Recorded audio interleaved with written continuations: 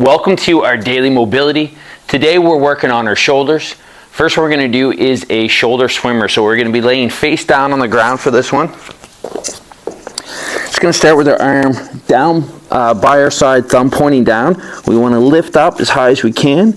Bring the hand straight up underneath, straight overhead, keeping that hand nice and high away from the floor. We don't want to let it drop down. And then we're just going to swim back down to our side, turning our hands so the thumb points down again. We're just going to continue for 30 seconds, so lift up all the way through, keeping that arm nice and high away as we just swim back down to our side. Again, try to keep your breathing nice and steady through the movement.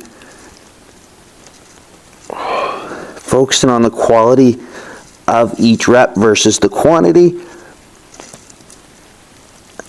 Really working on that nice full range of motion. Okay, good. Let's switch sides.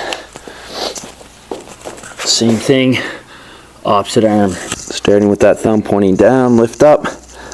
Keep that arm up nice and high away from the floor.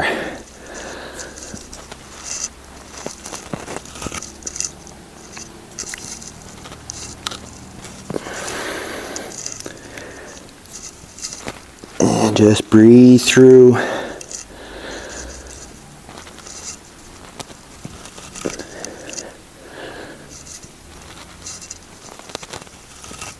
Nice big swim down. Okay, good. Next up, we're going to use a bench. You can do this right on the ground as well too. And then just a dowel or a broom handle, anything that you have. We want to go probably slightly wider and shoulder width apart with our arms. Cores engaged, so you can even keep your feet up to make sure that low back stays pushed into the floor. And then we're just going to bring our arms up into shoulder flexion up overhead. Come back up. Again, just trying to come as far overhead without letting that low back arch up off the bench. And we'll go for 45 seconds of work here. Again, keep that low back push down into the bench. Nice big squeeze in around the shoulder blades. Come back up over.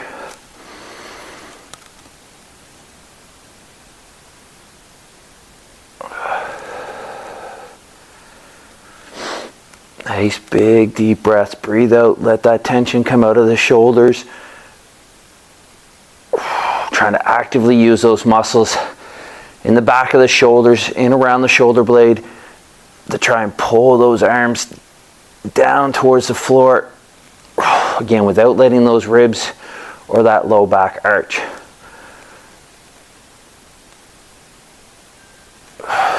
Nice, good. Okay. From there, we can still continue to use our dowel. We're going to go into a shoulder dislocation. So again, the wider we go with our hands, the easier it is to get our arms all the way up over. Closer we come together, more challenging that's going to be. So just find the right point for yourself.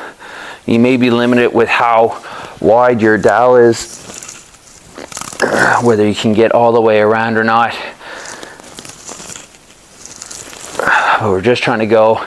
Again, even if your hands are closer together and you can only come so far back with it, that's okay. Just trying to work through it.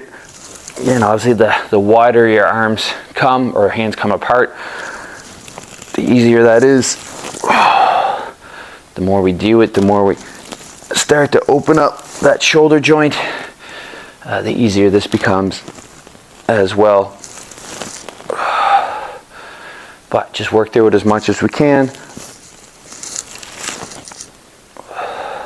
Nice, good. Last one we're going to do is a lat dowel stretch. So using our dowel, if you don't have a dowel, again, you can, or it's not long enough, you can use a wall. But we just want to go arm fairly straight out from our shoulder joint. And then we're just going to push the hips back, dropping that chest down towards the ground. Start feeling a big stretch through the back of the shoulder, through the lat. We're just going to hold that for 30 seconds on each side. So 30-second timer going. Again, arm relatively straight out. Push the hips back. And as you breathe through it, just try to feel yourself sink a little bit deeper into this stretch.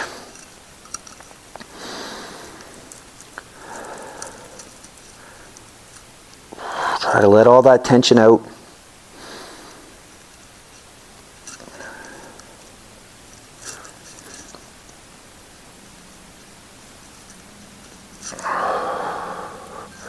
Nice, good. Okay, we'll switch sides, same thing, opposite side.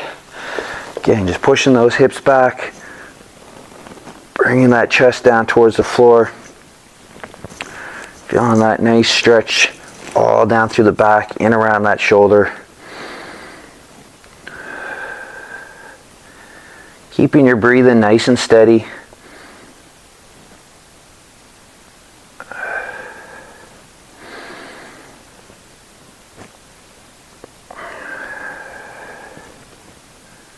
And that's it. Awesome. Great job.